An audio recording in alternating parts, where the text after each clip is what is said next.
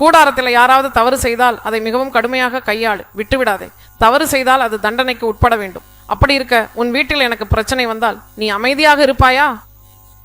நீ பிடித்து அந்த மண்ணை தலையில போட்டுட்டு அதை அழித்த பிறகு நீ விட்டு விட்டாயே.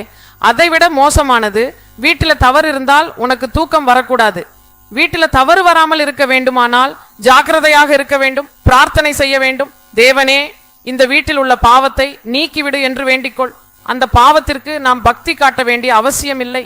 யாரும் நம்மை பாராட்ட வேண்டும் என்று நாம் எப்போது விரும்பினோம்? சில சமயங்களில் மண் குடுவைக்கு பொன்னால் பூசுவார்கள் அல்லவா? ஆனா அது கீழே விழுந்தால் என்ன ஆகும்? அதனாலதான் பக்தி இருக்கிறது என்றால் உண்மையான பக்தி இருக்காது. அதை போலி பக்தி என்பார்கள். கோழி பக்தி, அணில் பக்தி என்று சொல்வார்கள் அல்லவா?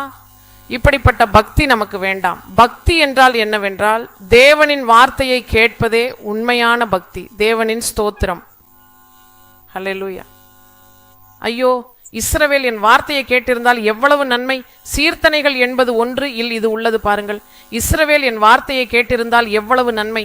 சீர்த்தனை 81:13 ஐயோ, என் ஜனங்கள் என் வார்த்தையை கேட்டிருந்தால், இஸ்ரவேல் என் வழிகளை பின்பற்றி இருந்தால் எவ்வளவு நன்மை என்று கூறுகிறார். 13ஆம் வசனத்தை நான் வாசிக்கிறேன். அப்போது நான் விரைவாகவே அவர்களின் பகைவர்களை அடக்கி அவர்களின் எதிரிகளை தண்டித்திருப்பேன்.